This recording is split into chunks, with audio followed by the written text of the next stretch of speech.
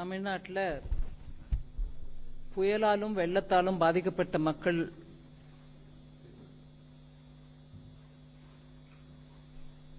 உயிரிழப்போ சொத்தோ பொருள் சேதமோ நடந்திருந்திருந்தது.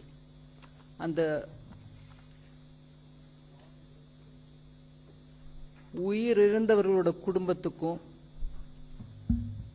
பொருள் சேதம் ஏற்பட்டவர்கள் குடும்பத்திற்கும்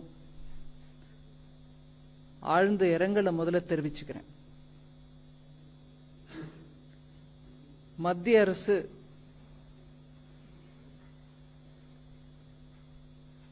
இந்த செய்தி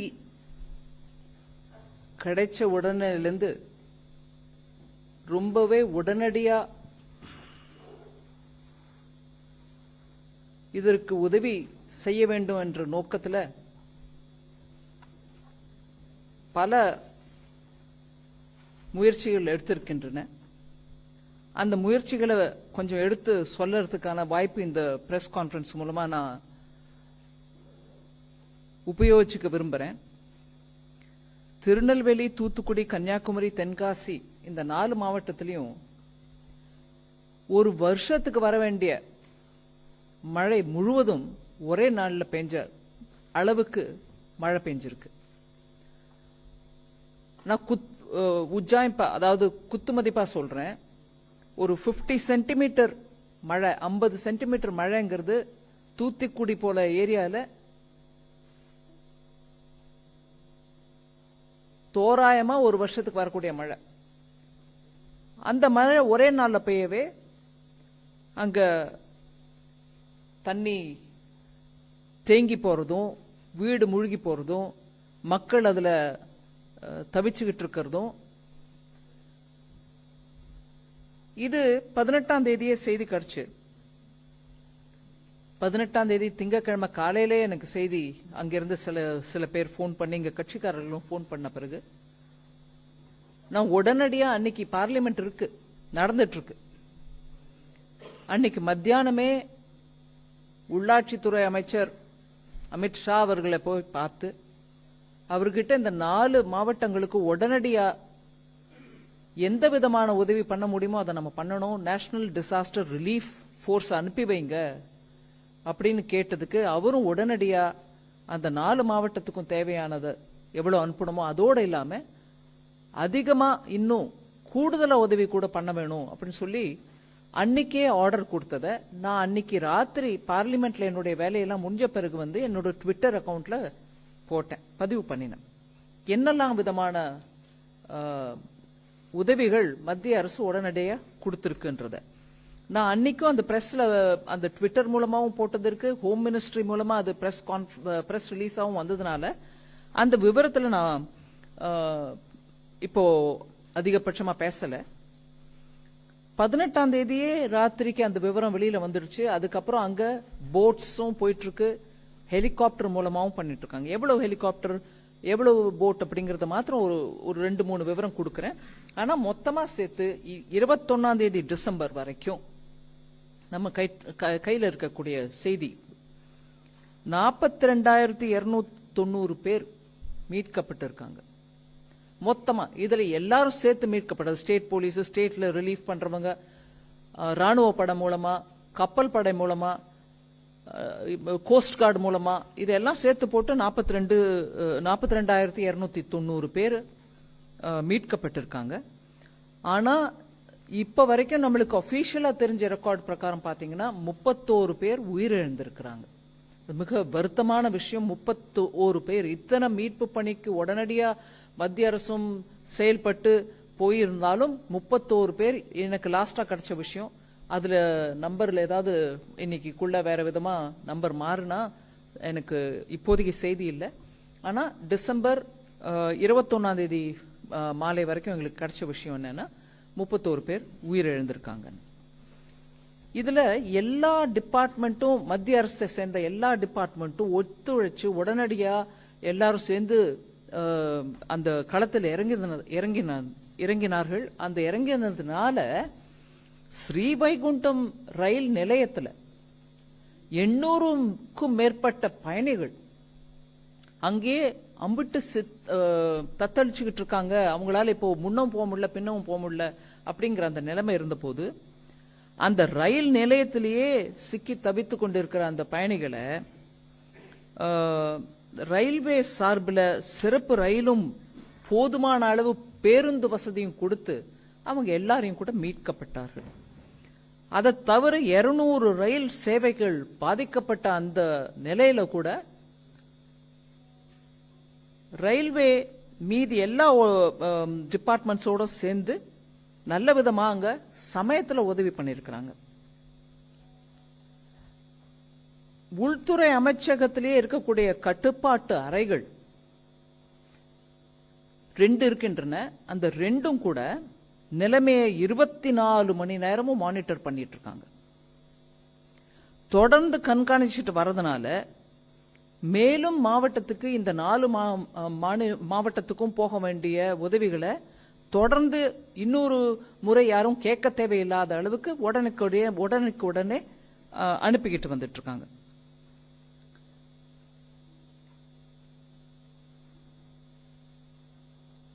இந்திய விமானப்படை மூலமாக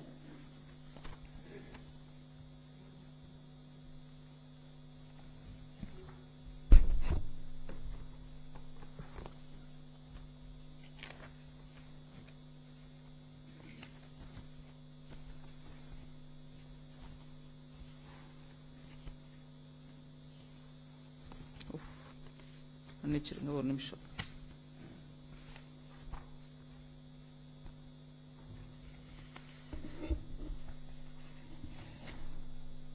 இந்திய விமானப்படை மூலமாக 5 ஹெலிகாப்டரும் அந்த 5 ஹெலிகாப்டரும் கூட 21 டிசம்பர் மாலை வரைக்கும் 70 முறை, அதாவது சார்டிஸ் ஒரு மிஷன் இன்னைக்கு இங்க இந்த பாயிண்ட் இந்த ஸ்டேஷன்ல இருந்து கிளம்பி ஒரு வேலைக்கோசம் போறத ஒரு சார்டின்ற கணக்கு. சோ ஒரு ஹெலிகாப்டர் 70 சார்டி மேனிக்கு அந்த 5 ஹெலிகாப்டரும் சேர்ந்து 70 முறை கிரவுண்ட்ல போய் மக்களை மீட்பு பணியில இறங்கி இருக்கிறாங்க. அதே போல கடற்படையை சேர்ந்த 6 கடற்படையை சேர்ந்த ஹெலிகாப்டரும் அந்த நம்பர் தான். ஒரே நிமிஷம் சொல்றேங்க, ஒரே நிமிஷம் மன்னிச்சுக்கோங்க.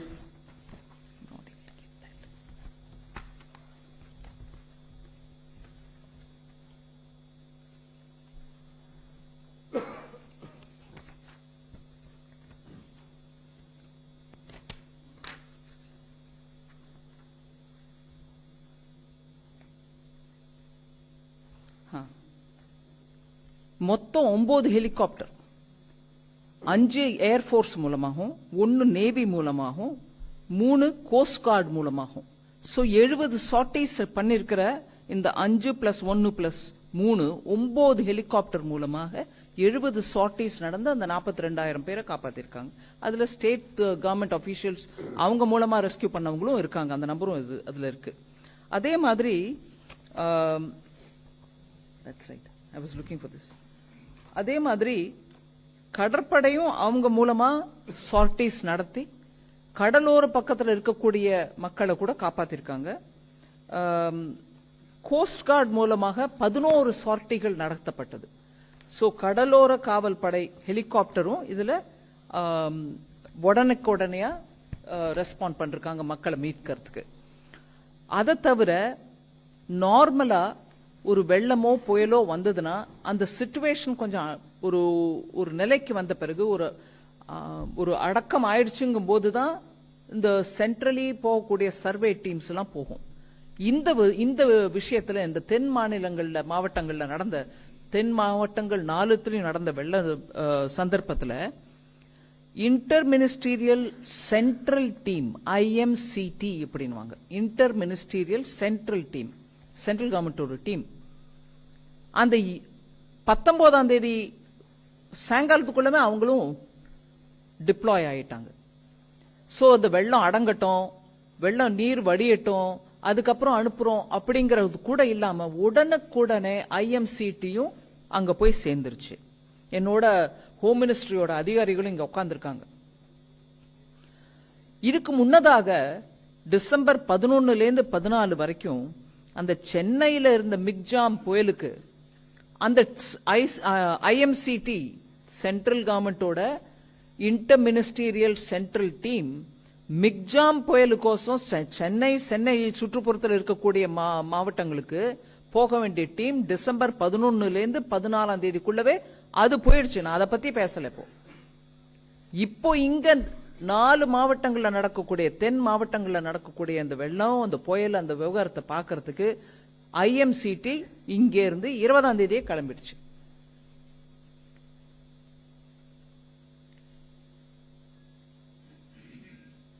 தேசிய பேரிடர் மீட்பு படை அதாவது NDRF, ராணுவம், விமானப்படை, கடற்படை, கடலோர காவல் படை, கோஸ்ட் கார்டு, இது எல்லாத்தையும் சேர்த்து போட்டு இவங்க மாத்திரம் 5049 பேரை மீட்டு இருக்காங்க.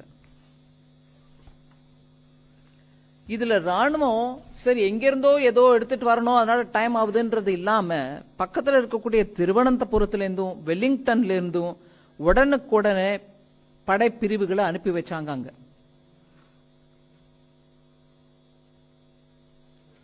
கடற்படையுமே உடனே ஜெமினி படகுகளை மீட்பு பணியில இறக்கியிருக்காங்க. நவீன லகு ரக அதாவது லைட் ஏர்கிராப்ட்ஸ், ஹெலிகாப்டர்ஸ், நேவி அதையும் எடுத்துட்டு போய் மக்களை மீட்கிறதுக்கு முயற்சிருக்காங்க.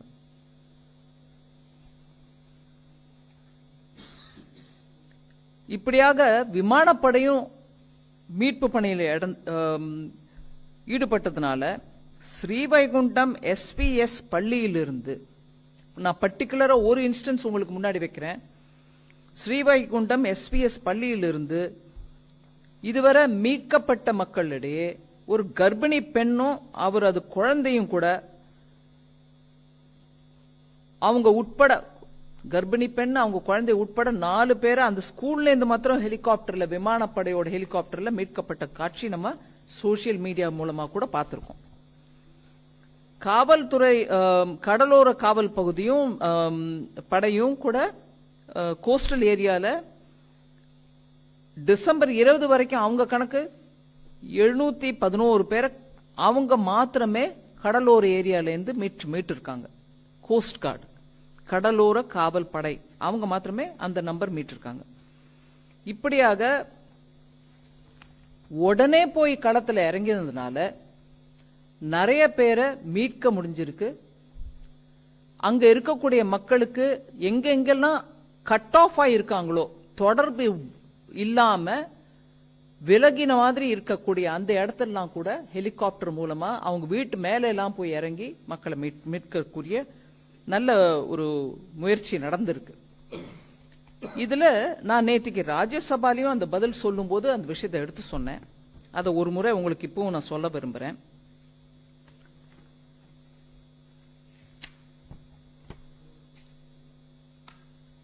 ஒவ்வொரு வருஷமும் ஸ்டேட் டிசாஸ்டர் ரிலீஃப் ஃபண்டுக்கு சென்ட்ரல் டிசாஸ்டர் ரிலீஃப் ஃபண்ட்ல இருந்து நேஷனல் டிசாஸ்டர் ரிலீஃப் ஃபண்ட்ல இருந்து பணம் கொடுக்கறது உண்டு.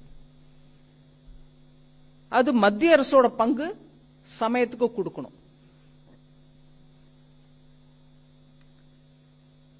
இந்த financial year 1 April 2023 opening balance Tamil Nadu 813 கோடி ரூபாய் 813.15 crore 813.15 கோடி ரூபாய் ஓபனிங் பேலன்ஸ் அவங்க கிட்ட இருந்திருக்கு. இந்த வருஷத்துக்கான 900 கோடி 900 crores மத்திய அரசு கொடுக்க வேண்டிய பணத்தை ஃபர்ஸ்ட் இன்ஸ்டால்மெண்டாக 450 கோடி முதல்லயே நாங்க ரிலீஸ் பண்ணிட்டோம். இந்த புயல் வரத்துக்கு முன்னாடி ரிலீஸ் பண்ணிட்டோம். அதை தவிர 2வது இன்ஸ்டால்மெண்டாக மீதி இருக்கக்கூடிய 450 கோடியையும் 12ஆம் தேதி டிசம்பர் இந்த 4 தென் மாவட்டங்களுக்கு மழை வரத்துக்கு முன்னாடியே 2வது இன்ஸ்டால்மெண்ட் 450 கோடி கொடுத்தாச்சு. அதாவது மொத்தமா 900 கோடி 900 crores இந்த வருஷம் கொடுக்க வேண்டியது ஆல்ரெடி ரிலீஸ் பண்ணிட்டோம். 2வது இன்ஸ்டால்மெண்ட் 12ஆம் தேதி டிசம்பருக்கு போயிடுச்சு. இதோட இல்லாம 2-3 விஷயம் நம்ம சொல்ல வேண்டியது ரொம்ப முக்கியம்.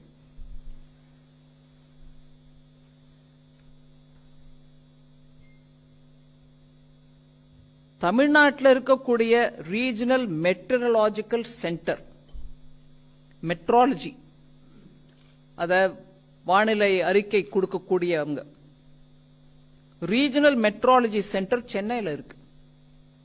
இந்த தென் மாநிலங்களுக்கு, மாவட்டங்களுக்கு, இந்த 4 தூத்துக்குடி, தென்காசி, திருநெல்வேலி, கன்னியாகுமரியில வந்திருக்கக்கூடிய மழை வெள்ளத்தை பத்தி மெட்ரலாஜிக்கல் சென்டர் 12ஆம் தேதி டிசம்பரே தகவல் கொடுத்திருக்காங்க.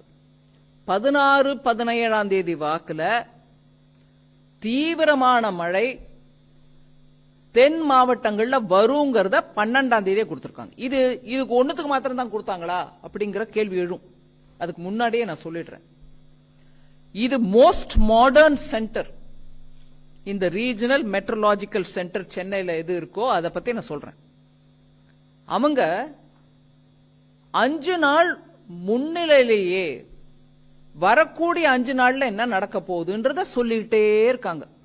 இன்னைக்கு இல்ல, இப்ப இல்ல, எப்பொழுதும் அவங்க 12 நாள் முன்னாலேயே என்ன வரப்போகுது, அதுக்கு எப்படி நம்ம தயார் பண்ணிக்கலான்றதுக்கு முன்னெச்சரிக்கையாக அவங்க 5 நாளுக்கு முன்னாடியே சொல்றாங்க. அதை தவிர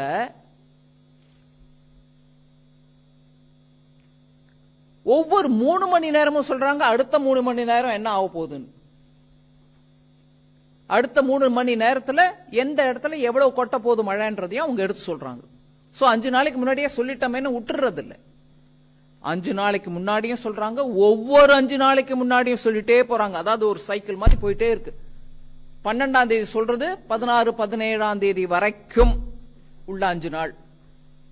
13ஆம் தேதி சொல்றது 17, 18ஆம் தேதி வரைக்கும் இருக்கக்கூடிய 5 நாள். அப்படியே அதை ரொட்டேட் போயிட்டே இருக்கு வண்டி. அதை தவிர ஒவ்வொரு 3 மணி நேரமும் அவங்க வார்னிங் கொடுக்கறாங்க, என்ன ஆக போகுது, எங்க மழை கொட்ட போகுது, எப்படி இருக்க போகுதுன்றது ஒரு சின்ன மெசேஜா அதையும் கொடுத்துட்டே போறாங்க. அதனால எங்களுக்கு முன்னெச்சரிக்கை கிடைக்கவில்லை அப்படின்னு சொல்றவங்க தயவு பண்ணி இந்த விஷயத்தை கொஞ்சம் காதார கேட்டுக்காங்க. இது ஒரு நவீனமான, அதிநவீனமான ரீஜனல் மெட்ரலாஜிக்கல் சென்டர். மெட்ராலஜியில் இருக்கக்கூடியவங்களுக்கும் புரியும். இன்னைக்கு தேதிக்கு நல்ல சீனியர் பத்திரிகையாளர்கள், செய்தி தொடர்பாளர்கள் நீங்க எல்லாம் இருக்கீங்க. 3 டாப்ளர் சென்டர், அது 3 டாப்ளர்ஸ் இருக்காங்க. டாப்ளர்ங்கிறது இன்னைக்கு அவ்வளவு சென்சிட்டிவ் ஒரு இன்ஸ்ட்ருமெண்ட். அந்த கருவியின் மூலமா உங்களுக்கு தெரியுது. 3 டாப்ளரோட இருக்கக்கூடிய அந்த சென்டர் மூலமாக 5 நாளைக்கு முன்னாடி அட்வான்ஸா ஒவ்வொரு 5 நாளைக்கும் அடுத்த நாள் அடுத்த நாள் அடுத்த நாள்னு சேர்த்துக்கிட்டே போகுது இன்ஃபர்மேஷன். அதனால இந்த தென் மாவட்டங்களுக்கு வரக்கூடிய இந்த பேரிடரை பத்தி 12ஆம் தேதி டிசம்பரே செய்தி வெளியிடப்பட்டிருக்கிறது. அதனால நான் பிரதமர் ஐயா மோடி அவர்களுக்கும் உள்துறை அமைச்சர் அமித்ஷா அவர்களுக்கும் இதுல நான் பர்சனலா இந்த தடவை இன்வால்வ் ஆனேங்கிறதுனால என்னுடைய அனுபவ ரீதியா நான் சொல்றேன். போய் உட்கார்ந்து இந்த தமிழ்நாட்டில் இந்த 4 மாவட்டங்களில் ஒரு பேரிடர், இவ்வளவு மழை வருது, வருஷத்துக்கு கொட்ட வேண்டிய மழை ஒரே நாள்ல கொட்டுதுங்க, எங்களுக்கு உதவி தேவைன்னு கேட்ட உடனே ஏன் முன்னாலேயே அதிகாரிகளுக்கு ஆர்டர் கொடுத்து ஹோம் செக்ரட்டரிக்கு போன்ல கூப்பிட்டு சொல்லி அனுப்பி கொடுங்க. எங்க இருந்தாலும் நீங்க எங்க இருந்து எப்படி கப்பல்கள் எடுத்துட்டு வருவீங்களோ, ஹெலிகாப்டர் எடுத்துட்டு வருவீங்களோ எடுத்துட்டு வந்து கொடுங்க அங்க உதவின்னு ஏன் முன்னாடி ஆர்டர் பண்ணாரு. அது கேட்ப அன்னைக்கு ராத்திரிக்குள்ள ரிட்டர்ன் ஆர்டர் நம்ம கண் முன்னாடி வந்துச்சு. களத்திலையும் இறங்கினாங்க. நான் நிறைய பேரோட அதுக்கப்புறமும் பேசினாங்க. ஆமாங்க ஹெலிகாப்டர் வந்திருக்குங்க, இன்னும் நிறைய கொடுங்கன்னு கேட்டாங்க. அதே மாதிரி அடிஷனல் சர்வீஸும் நம்ம அடுத்த நாளைக்கு கொடுத்துருக்கோம். இந்த செய்தியை உங்களுக்கு நான் தெரிவிக்க விரும்புகிறேன். அதோடு இல்லாம தமிழ்நாட்டில் எப்ப என்ன இடையூறு வந்தாலும் உடனே பிரதமரும் உள்ளாட்சி அமைச்சர், உள்துறை அமைச்சர் அமித்ஷா அவர்களும் உடனே ரெஸ்பாண்ட் பண்றதுக்கான இந்த உதாரணம் ஒண்ணு நம்மளுக்கு முன்னாடி இருக்குது. எப்பொழுதும் தமிழ்நாட்டின் நலம் கோரி அவங்க 2 பேரும் தலைவர்கள் எங்களுக்கு ஒத்துழைப்பு கொடுத்திருக்காங்க. அதே மாதிரி புரிஞ்சுகிட்டு விவகாரம் பண்ணியிருக்கிறாங்க. அதை சொல்லதான் உங்களுக்கு இன்னைக்கு கொஞ்சம் வரவழைச்சோம். ரொம்ப நன்றி நீங்க எல்லாரும் வந்ததுக்கு. ஏதாவது கேள்வி இருந்தா டெஃபினட்டா. Thank you. Any questions, please? I mean, if we can. Yeah, we'll just give a microphone to you. Speak in the microphone. Madam வணக்கம், ஹனிகுமார் ஃப்ரம் தந்தி டிவி. நீங்கள் சொன்னீங்க சென்னை வானிலை மையம் ரொம்ப அதிநவீனமானது, முன்கூட்டியே எச்சரிக்கை கொடுத்துருக்காங்கன்னு. இப்போ அன்புமணி அவர்கள் கூட சொல்லியிருக்காரு சென்னை வானிலை ஆய்வு மையத்தை இழுத்து மூடணும். ஏன்னா வெளிநாடுகளில் ஒரு நாளைக்கு எத்தனை மணி நேரம் எவ்வளோ நேரம் மழை பெய்யும், எவ்வளோ சென்டிமீட்டரில் பெய்யுன்றதுலாம் ரொம்ப அக்யூரேட்டாக கொடுக்குறாங்க. ஆனால் இதில் அந்த மாதிரிலாம் கொடுக்கறதில்ல அப்படின்ற ஒரு குற்றச்சாட்டை முன் வச்சிருக்கிறாரு. அதுக்கு உங்களுடைய பதில்? அந்த குற்றச்சாட்டு சரியானது இல்லை. ஏன்னா நான் இப்போ உங்களுக்கு விளக்கமாக சொன்னேன், 3 டாப்லர்ஸோட இந்த தென் மாவட்டங்களில் வரக்கூடிய இந்த மழையும் இது எக்ஸ்ட்ரீம் இவெண்ட்னுவாங்க, எக்ஸ்ட்ரீம் வெதர் இவெண்ட்னுவாங்க. இந்த மாதிரி ஒரு அதி விருஷ்டி அனாவிருஷ்டிங்கிற அந்த முறையில ஒரே ஏகமா மழை பெய்யுது. ஒரு வருஷத்துக்கு பெய்ய வேண்டிய மழை அன்னைக்கு பெய்யுது. இதை இவ்வளவு விவரமா எடுத்து 12ஆம் தேதி சொல்றாங்க. நானும் சொல்றேன் உங்களுக்கு. அவர் எப்படி சொல்றாருன்னா இந்த மாதிரி அதிக கனமழை பெய்யும், மழை பெய்யும் அப்படின்னு தான் சொல்றாங்களே தவிர அக்யூரேட்டா எவ்வளவு நேரம் பெய்யும், எவ்வளவு சென்டிமீட்டர் பெய்யும்ன்ற விவரங்களை அவங்க சொல்றது இல்ல. அதனால முன்னெச்சரிக்கை நடவடிக்கைகளை எடுக்க முடியாது. அதனால வானிலை ஆய்வு மையத்தை இழுத்து மூடணும் அப்படின்ற மாதிரி சொல்றாங்க. அதுக்குதான் இப்போ இல்லங்க குற்றச்சாட்டு வைக்கலாம், அதுக்கு விவரமும் எடுத்து சொல்லணும். இப்ப சொன்ன கனமழைக்கு எடுத்த ஸ்டெப்ஸ் என்னங்க? நான் அதுக்கு பதிலா கேள்வி கேட்கிறேன். மழையை ஒரு நிமிஷம்,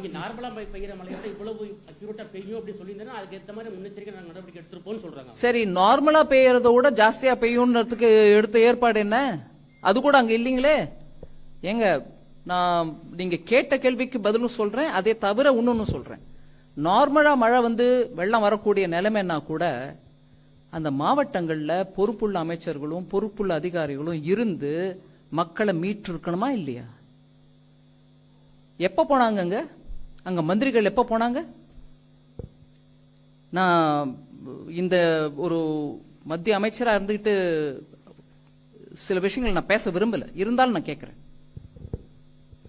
நேஷனல் டிசாஸ்டர் ரிலீஃப் டீம் போறதுக்கு முன்னாடி தமிழ்நாடு அரசுல இருந்து அங்க யாராவது இருந்தாங்களா? இல்லீங்களே.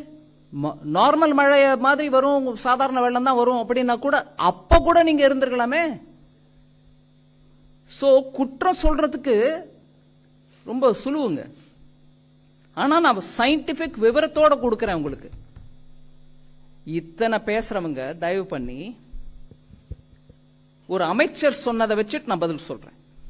4000 கோடி ரூபாய் செலவழிச்சு அதுல 92% மொத்தம் செலவழிச்சுட்டாங்க. என்ன மழை வந்தாலும் ஒன்னும் ஆகாதுன்னு சென்னையை பத்தி பேசினவரு வெள்ளம் வந்த பிறகு சென்னையில மிச்சாங் வந்த பிறகு என்ன சொல்றாரு? 42% தான் அதுல செலவழிச்சிருக்கோங்க, மீதி நாங்க செலவழிக்கலைங்கிறீங்களா? 4000 கோடி செலவு பண்ணுங்க கொடுத்திருக்கிற பணத்தை, நீங்களே செலவு பண்ணிருக்கோம் சொன்ன பணத்தை எங்க போட்டீங்க? அந்த நம்பர் ஏன் மாறுது? இங்க மெட்ரோலஜிக்கல் சரியா இல்ல, எங்களுக்கு இன்ச் பை இன்ச் கரெக்டா சொல்லியிருந்தா நாங்க எல்லாம் அப்படியே ஆணித்தரமா பண்ணிருப்போம் சொல்றவங்களுக்கு நான் கேட்கிறேன், 4000 கோடி நம்பரை நீ சரியா சொல்லையா? 92% சொன்ன ஆளு எப்படி நீங்க அதுக்கப்புறம் மாத்தினீங்க அந்த நம்பர் 42ன்னு? இன்ச்சு மழையை நாங்க சொல்லன்னா நீங்க 92 42க்கு உள்ள வித்தியாசத்தை புரிஞ்சுக்காத அமைச்சர் நீங்க எங்க கிட்ட பேசினா என்னங்க பதில் சொல்ல முடியும்? ஒரே ஒரு நம்பர் 92%க்கும் 42%க்கும் வித்தியாசம் தெரியாம பேசக்கூடிய ஒரு அமைச்சர் இப்போ இன்னைக்கு அவங்க இன்னொரு அமைச்சர் மூலமா கேட்கிறாங்க, எங்க 0.2 சென்டிமீட்டர் இன்னும் ஜாஸ்தியா வரும்னு சொல்லி இருந்தா நாங்க ஏற்பாடு பண்றோம் பேசுறீங்களா? என்ன அநியாயம்!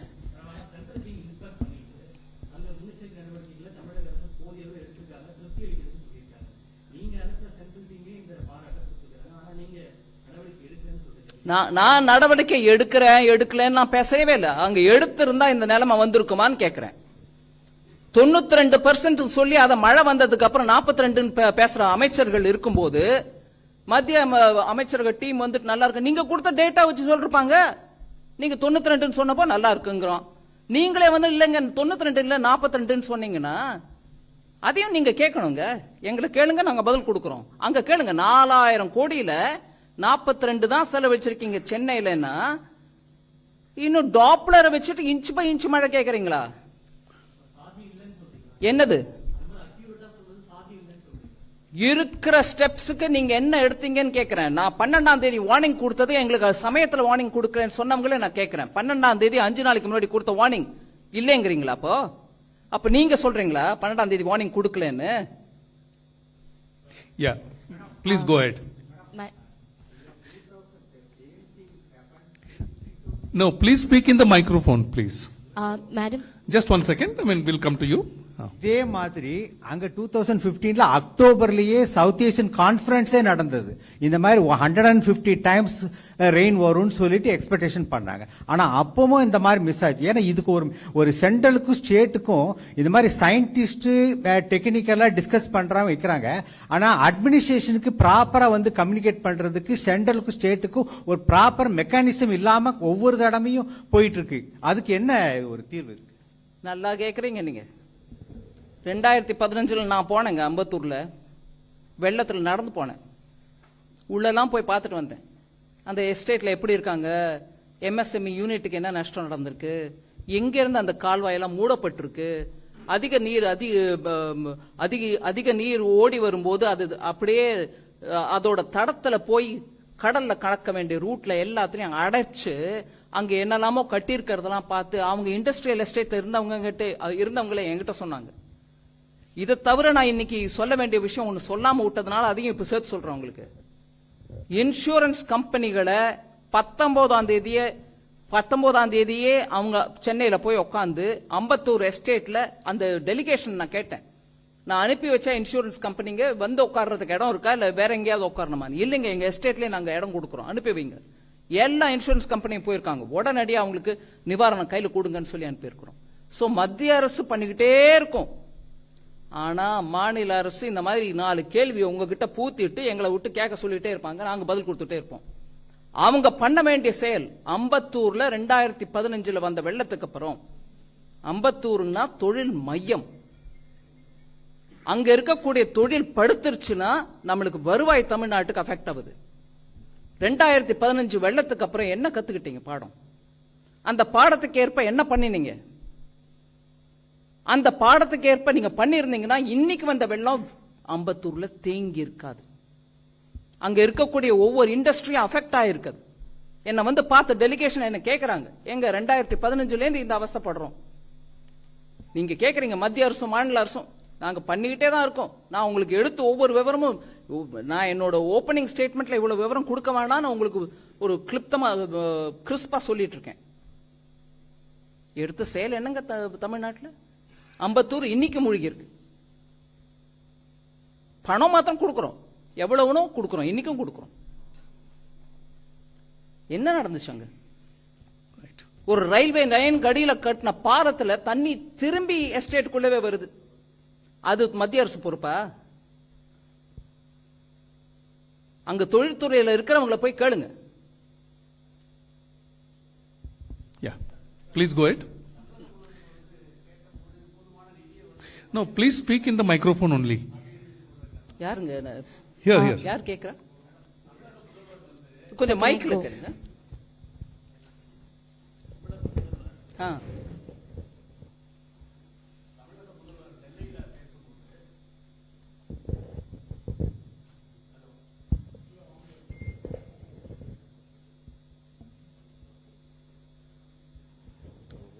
ஹலோ, தமிழக முதல்வர் நெல்லையில் வெள்ள சேதங்களை பார்வையிட்ட பிறகு கூறுகையில், நாங்கள் 2000 கோடி நிதி கேட்டோம் உடனடியாக, ஆனால் எங்களுக்கு கேட்ட போதுமான நிதியை மத்திய அரசு வழங்கவில்லை அப்படின்னு சொல்லியிருக்காரு. இங்கே பிரதமரை பார்ப்பதற்கு முன்பு கூட 12000 கோடி நாங்கள் கேட்க உள்ளோம் அப்படின்னு சொல்லியிருக்காரு. அவர் பேசும்போது கூட என்ன சொன்னார்னா, இன்ஃபர்மேஷன் கொடுத்தாங்க எங்களுக்கு, ஆனால் அதிகமான மழை வரும் என்ற இன்ஃபர்மேஷனை கொடுக்கல. எங்களுடைய களப்பணியாளர்கள் முன்னாடி போய் அதிகாரிகள் 5 அமைச்சர்கள் உள்பட எல்லாருமே முன்கூட்டியே வேலை செய்தார்கள். இந்த முன்னெச்சரிக்கை நடவடிக்கையாக வேலை செஞ்சாங்க. அப்படி இருந்தும் ஒரு பெரிய சேதங்கள் வந்திருக்கு அப்படின்னு சொல்லியிருக்காரு. இதை நீங்க எப்படி மேடம் பாக்குறீங்க? தமிழக முதல்வர் திருநெல்வேலி போனாரு, அங்க இருந்து பேசினாருன்னு கேட்டது ரொம்ப உகந்த செயல். இவ்வளவு பெரிய பாதிப்பு அஃபெக்ட் ஆயிருக்கும் போது அங்க போறது கரெக்ட் தான். ஆனா 5 நாளைக்கு முன்னாடி 12ஆம் தேதி வார்னிங் கொடுத்தா கூட கொடுக்கல, சென்டிமீட்டர் அளவு எங்களுக்கு விவரம் கொடுத்துருக்கணும், கொடுத்திருந்தா நாங்க ஆஹா அபரிமிதமா பண்ணிருப்போம்னு சொல்றவங்க அதே முதலமைச்சர், மாண்புமிகு முதலமைச்சர். Yeah. I'm not finished. Go. Sorry. அதே மாண்புமிகு முதலமைச்சர் இங்க இருந்து நாங்க அனுப்பிட்டு இருக்கோம் NDRF. முதலமைச்சர் ஐயா இங்க இருந்தாருங்க. ஏன் 4 மாவட்டத்துல எப்பொழுதும் காணாத, வரலாறு காணாத மழை, மக்கள் திணறிட்டு இருக்காங்க. மத்திய அரசே எனக்கு NDRF கொடுத்து அனுப்பு, நானும் அங்க இருந்து நான் நிவாரண பணியை பார்ப்பேன்னு சொல்லாம டெல்லியில இருந்தாருங்க. இன்னைக்கு ஒரு 4 நாள் கழிச்சு போய் திருநெல்வேலியில், 3 நாள் கழிச்சு போய் திருநெல்வேலியில் நின்னுக்கிட்டு அவர் பேசுறாருன்னா நாங்க கேட்டுக்கிறோம், அது மரியாதை கொடுத்து கேட்டுக்கிறோம். ஆனா இன்னைக்கு நாள் முழுக்க டெல்லியில இருந்துட்டு பிரதமர் ஐயாவை ஏன் மீட்டிங் எல்லாம் முடிஞ்ச பிறகு நான் வந்து உங்களை பாப்பேங்க, போற போக்கில் பார்த்துட்டு போவேங்கன்னு அந்த தோரணையில டைம் கேட்டு, அவரும் ஐயோ தமிழ்நாட்டில இருந்து முக்கிய முதலமைச்சர் வந்திருக்காருன்னு ராத்திரி ஆனாலும் பணம் டைம் கொடுத்து அப்பாயின்மெண்ட் கொடுத்து பார்த்து பேசியிருக்காங்க. இதுலேருந்து அவருடைய பிரையாரிட்டி என்னன்னு நான் புரிஞ்சுக்கணுமா இருக்கு. நாங்க பணம் கேட்டிருக்கோம், பெரிய அமௌண்ட் கேட்டிருக்கோம் அப்படின்னு சொல்றது ரொம்ப நல்லது. அதுக்கு வேணுங்கிற அளவு டீம்ஸ் போயிருக்காங்க, பாப்பாங்க, வந்து இங்க உள்ளாட்சித்துறை அமைச்சர், உள்துறை அமைச்சர்கிட்ட பேசுவாங்க, சொல்லுவாங்க, அதை டிட்டர்மைன் பண்ணுவாங்க. அதுக்கு ஒரு ப்ராசஸ் இருக்கு, இவங்க டீம்ஸ் பாத்துக்குவாங்க. ஆனா இந்த பேரிடர்வு நடக்கும்போது முதலமைச்சர் இந்திய அலையன்ஸோட உட்கார்ந்திருந்தார். அங்க போய் நான் என் மக்களோட இருக்கேன், அலையன்ஸே நீ இரு, அதை நான் பார்த்துட்டு நான் வரேன், என் மக்கள் என் மண் அப்படின்னு சொல்லிட்டு அங்க இருக்கணுங்க. அது இல்லாம வாய்க்கு என்ன வந்துச்சு நஷ்டம் அப்படின்னு சொல்லிட்டு எனக்கு 12,000 16,000 எதுக்கு எவ்வளவு கொடுக்கணுமோ அது கொடுப்பாங்க. நான் அதை கமெண்ட் பண்ணல. 12,000 ஜாஸ்தின்னு சொல்ல, 16,000 குறைச்சல்னு சொல்லல. இங்க முழு நாளும் இருந்து விட்டு அந்த மாவட்ட மக்களை பத்தி எங்க கிட்ட பேசுறீங்களா? நாங்க அதுக்கு முதல் நாளே அனுப்பி கொடுத்துட்டோங்க NDRF. Yes. Wait a second, one by one, please. எல்லாருக்கும் கொடுக்கிறோம். ஒரு நிமிஷம் இருங்க. Please, please. சொல்றாங்களோ one by one. The lady here. Those who have got mic will speak. Please go ahead. Ma'am, Janani from NDTV Profit here. Ma'am, just 2 questions. You had alluded to the fact that the government had released ahead of time the 450 crore that was also released by December 12th. Has there been any additional? 900 crores. The second installment being? Second was 450, first was 450. Right, ma'am. Has there been any additional request of funds? That's question number 1. Question number 2, ma'am, you had also alluded that insurance work, all these search and survey teams were on the ground and they've been dispatched, and 4 such companies were on ground. Can we get a little update on that if that's possible? No, search and survey teams were sent even earlier, meaning the moment I had the NDRF request put to the Home Minister, I ensured that the teams would also go there in time. Other than that, I had also asked for, that I've said now. Just to, because the information has come from the Home Ministry's official, I'm saying, on 18/12/2023, initially, 10 rescue teams of NDRF, 2 columns of Indian Army, 2 of IAF, which is what I've already told, 1 ship, 1 Navy helicopter, 6 disaster response teams, 2 helicopters of the Indian Coast Guard were mobilized and sent. Other than that, he is also talking about the same detail, 10 teams of NDRF. That's fine. But on the insurance, so on the day when I've spoken to the Home Minister, and that night the notification was put out through my handle also, other than the Home Ministry's own, I had instructed the insurance and the Department of Financial Service Secretary himself had taken it upon himself on my saying to send the insurance companies and their officers on the 20th or earlier to go sit there with their surveyors having done the field work. People who want to come and give the claims can meet them in person and take it. That is for Ambattur.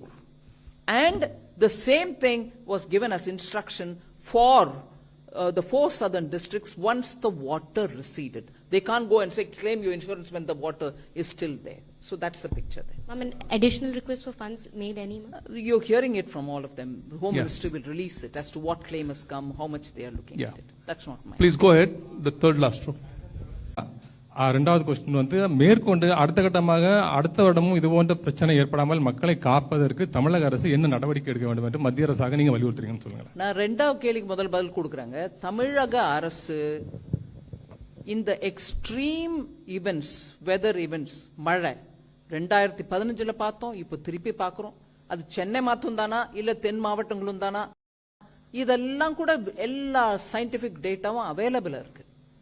அதுக்கேற்ப அந்த basin, Chennai basin கோசம் நம்ம கொடுத்த பணமும் இருக்கு அவங்க கிட்ட. அதான இந்த 4000 கோடி. இதெல்லாம் சரியான விதத்துல சரியான சமயத்துக்குள்ள உபயோகப்படுத்தி இருந்தா இந்த நிலைமை வராது.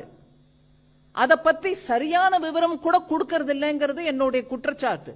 4000 கோடி, அதுல நான் இப்பவே உங்களை கேட்கிறேன், 92% செலவாயிடுச்சுன்னு சொன்ன அமைச்சரே, மழை வந்த பிறகு 42% தான் செலவாயிருக்குன்னு சொன்னா எதை நம்புறது மக்கள்?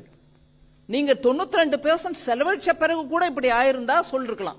இல்லைங்க, எங்களால கூட எதிர்பார்க்க முடியல, 4000 கோடி செலவு பண்ண பிறகு சென்னை மூழ்கிடுச்சுங்கன்னு சொன்னீங்கன்னா நான் ஒத்துக்கிறேன்.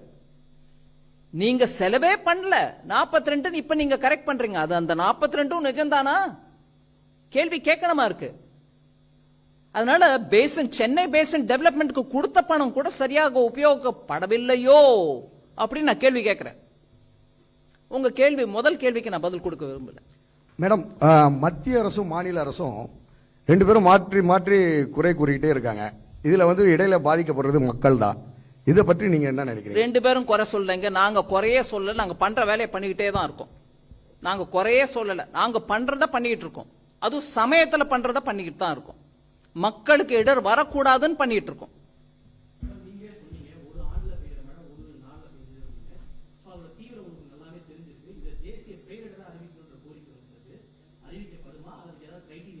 தேசிய பேரிடர்வு அப்படின்றது ஒன்னும் அனௌன்ஸ்மெண்ட் பண்றதுக்கு இல்ல. ஏன்னா அந்த அந்த இடத்துல நடந்த நிகழ்ச்சி அப்படிப்பட்டது இல்ல, உத்தராகண்ட்ல நடந்ததுதான் அப்படி நாங்க சொல்ல. There is never an announcement. Please correct me if I am wrong.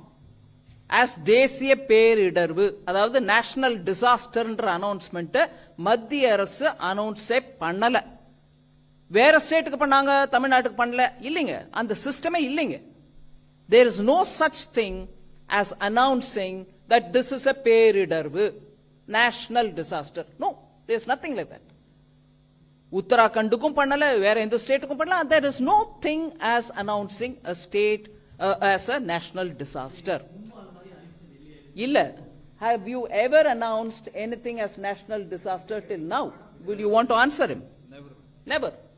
அதனால ஆனா ஸ்டேட் லெவல்ல இவங்க கொடுத்திருக்காங்க.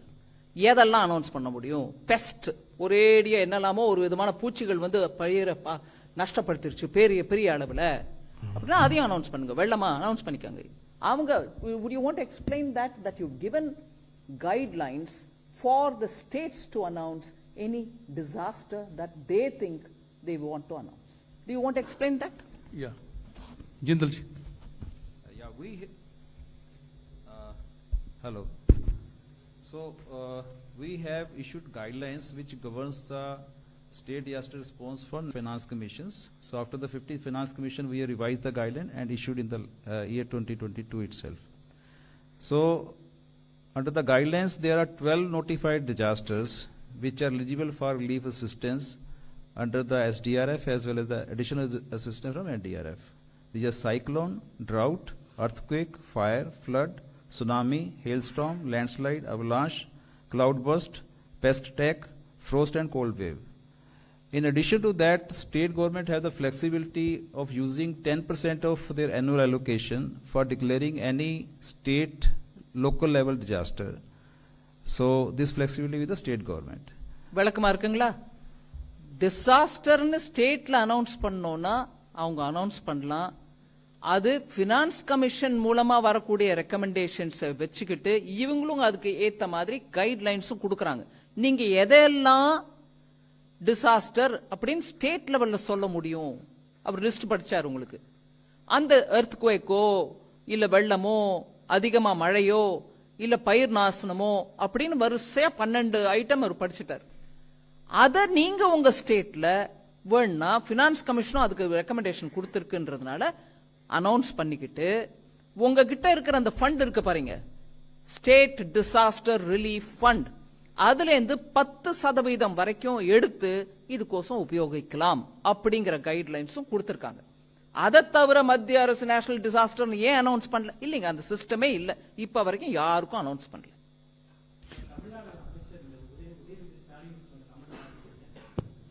என்ன கமெண்ட்டுங்க?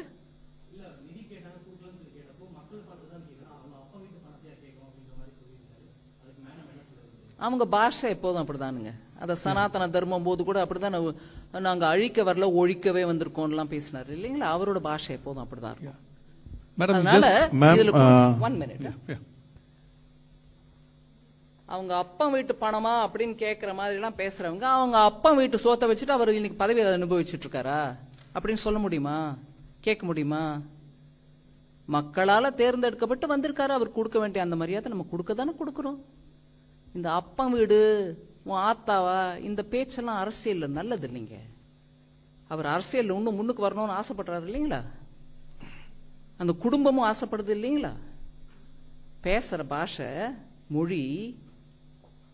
அவங்க தாத்தா எப்பேற்பட்ட தமிழ் அறிஞர், எப்பேற்பட்ட Tamil. Excuse me, who's in a hurry, yaar? Please. Just hold Let on. me finish. He is also your colleague. I'm answering him. அதனால நம்ம நாக்குல கொஞ்சம் அந்த பதவிக்கு ஏத்த அளவுக்கு வார்த்தைகள் அளந்து வரணும். இது நான் பொதுப்படையா சொல்றேன். அவர் மேல காழ்ப்பு உணர்வோ ஏதோ வச்சுக்கிட்டு சொல்லல. இதுக்கு முன்னாடி ஒரு உதாரணம் பார்த்தோம், இப்போ இன்னொரு உதாரணம் பார்க்கிறோம். கொடுத்தது சென்ட்ரல் கவர்மெண்ட் டிசாஸ்டர் ரிலீஃப். அட்வான்ஸா பணத்தை 12ஆம் தேதி டிசம்பருக்குள்ள 900 ரூபாய் கொடுத்து 900 கோடி கொடுத்துருக்கோம். அது ஏன் அப்பா சொத்துனோ உங்க அப்பா சொத்துனோ நான் சொல்ல மாட்டேன், எப்பொழுதும் சொல்ல மாட்டேன். நம்ம பொறுப்புள்ள பதவியில் இருக்கிறவங்க அந்த பொறுப்பை உணர்ந்து பேசணும். தயவு பண்ணி நீங்க அடுத்த தடவை நீங்க அவருக்கு முன்னாடி இருந்து கேள்வி கேட்கும் போது கூட சொல்லுங்க, அந்த அம்மா இப்படி பேசினாங்க, நம்ம எல்லாரும் கூட யோசிச்சு பேசணுங்க. கொடுத்துட்டாங்க, அவங்க கொடுக்க வேண்டிய பணத்தை முதல்ல கொடுத்துட்டாங்க. இந்த டீம் வந்து பார்த்துட்டு போன பிறகு நீங்களும் அதுக்கு கலந்து ஆலோசனை பண்ணி உங்களுக்கு சொல்ல வேண்டியதெல்லாம் சொன்ன பிறகு அவங்க போய் ப்ரொசீஜரலி என்ன பண்ணுவாங்க. உங்க அப்பாவும் போய் பிரதமரை பார்த்துட்டு வந்திருக்காங்க, அதனால பண்ணுவாங்க. அதனால கொஞ்சம் பொறுமையா, வாயும் வார்த்தையும் பொறுமையும் நல்ல குணங்கள். Ma'am, Harish Nair from Times Now. Chief Minister mkstalin had blamed the IMD. He had said that IMD warning was a bit late, rainfall was higher than forecast. So, your reaction? No, I've reacted to that. I will repeat it for you because I said that in Tamil. Now I'll say it in English. Even on the 12th, first of all, about that center. It's a state-of-the-art meteorological center located in Chennai. It has 3 Dopplers with which they detect weather forecasts they do are based on that. And the forecasts are normally done on a dynamic way every 5 days in advance, meaning every day there's some forecast. But it warns you for something which will happen 5 days in advance. So for this event of the 4 districts in South, the alert was given even on the 12th. So either the officials have not briefed the Honorable Chief Minister properly, saying we did receive it on the 12th, but we didn't act on it, or they probably are saying differently, I don't know. But there is data recorded that information was given even on the 12th. Yeah, the last question. Please go ahead. 11. Oh, just one more minute if that will help you. Yes. இது உங்களுக்கும் உதவுங்க. 12th December, IMD issued heavy to very heavy rain, 64 mm and greater than 124 mm in 24 hours for 16th December. On the 12th, they tell you heavy to very heavy, about 16th December, all over South Tamil Nadu.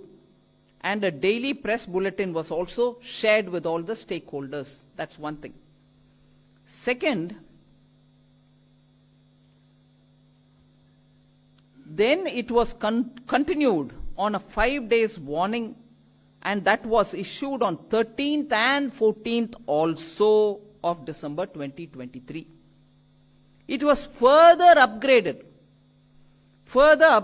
on 15th December to orange color warning with heavy rainfall forecast in the bulletin which was issued for the period 16 to 18. So you had it on the 12th, you had it on the 13th, you had it again on the 15th, you had it again on the 16th. Repeated warning. Okay? The same forecast continued in the bulletin which was issued on the 16th December as well about orange color warning. Yeah, please go ahead. Hi ma'am, Kriti from Informist Media. So you mentioned that additional fund requests have come and MHA might release that. So since SDRF funds have been released 900 crore, would that be under NDRF? And also what kind of quantum may be released by MHA? You may want to answer that. Actually, Ministry of Home Affairs has a very systematic procedure laid out, and as soon as we get information about any such event, an inter-ministerial central team, as mentioned by Honorable Finance Minister, is immediately dispatched to the state concerned in the sites, and it is headed by a joint secretary from the Ministry of Home Affairs, and it has members from various ministries which are involved in relief and rehabilitation like agriculture, etc. So the team visits the places, interacts extensively with the state government officials. The state government officials are supposed to present details of the damage assessment, and once they do that, immediately the team submits its recommendations to the high-level committee, which is headed by executive committee, which is headed by Union Home Secretary, and then that committee goes through it, and further finally the committee, which is headed by the top apex committee, which is headed by Honorable Home Minister, that approves it. So there's a very systematic procedure, but of course the IMCT, as Honorable Finance Minister has mentioned, it had gone with respect to the cyclone which happened earlier this month from 11 to 14 December. And for this current flooding situation, the team is currently there in Tamil Nadu since December 19. So as soon as we get the assessment from the state government and the report of this interministerial team, immediately the central government will do the needful. Thank you. Yes, please.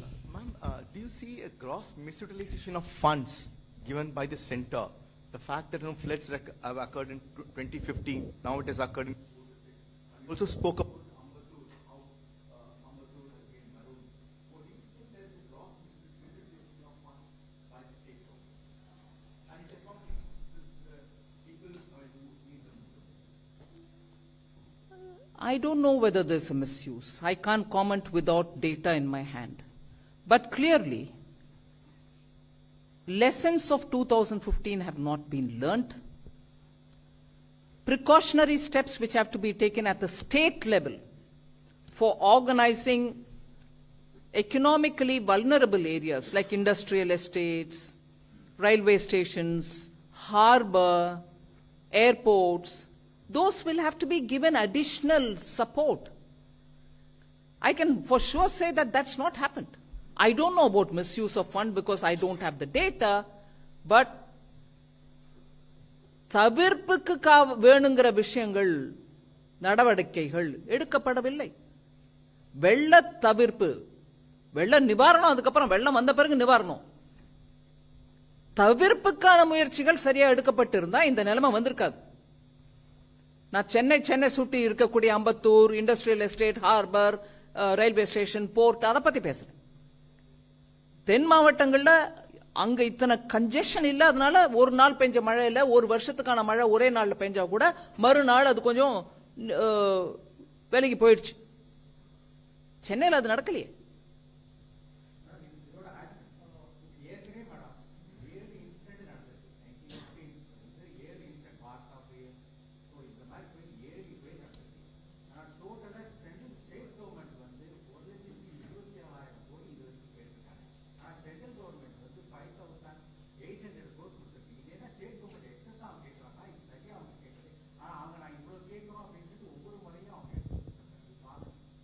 இதுக்கு காரணம் ஒவ்வொரு ஸ்டேட்ல ஒவ்வொரு விதமா இருக்கலாம்.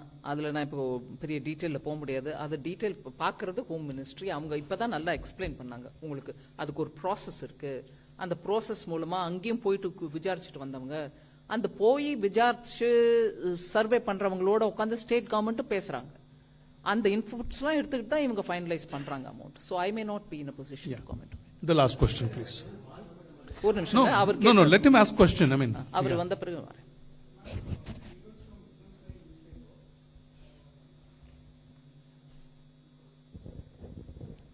Business Line newspaper. This is Srivat's ma'am.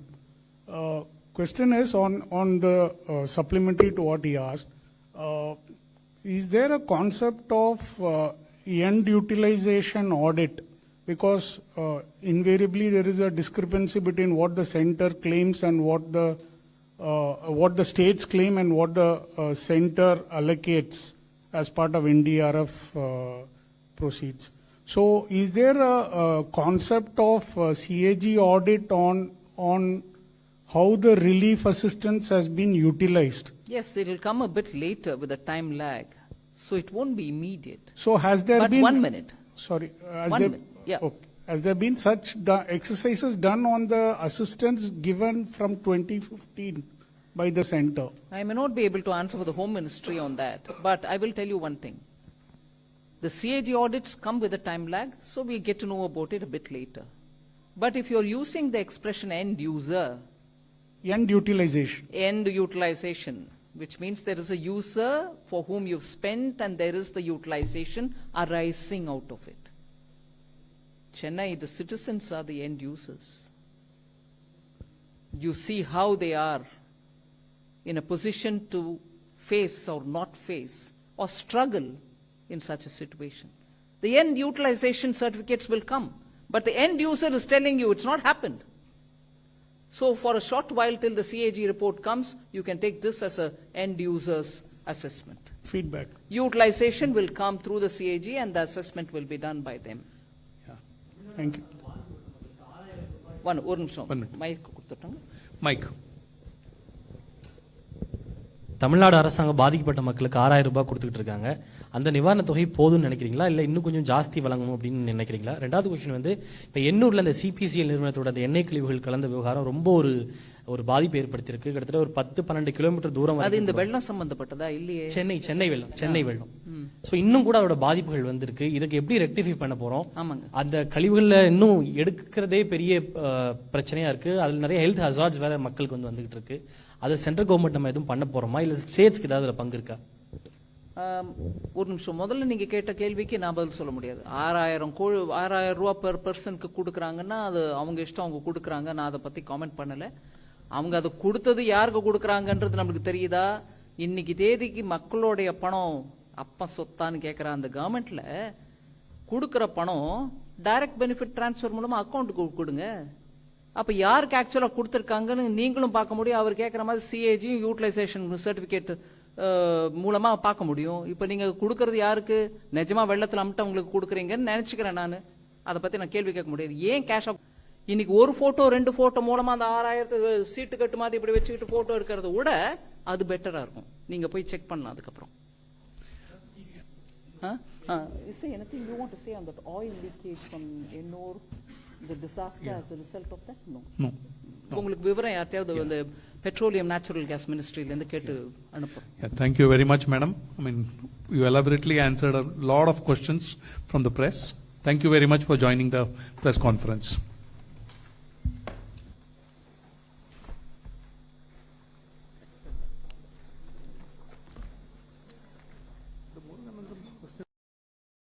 Honorable Minister for Finance and Corporate Affairs, Srimati Nirmala Sitharaman ji. Along with her, we have got Shri Piyush Goyal, Additional Secretary, Disaster Management in the Ministry of Home Affairs, and Shri Sanjeev Kumar Jindal, Joint Secretary, Disaster Management, Ministry of Home Affairs. The focus of the press conference will be on the relief to Tamil Nadu, and only that. Thank you very much. It's over to you.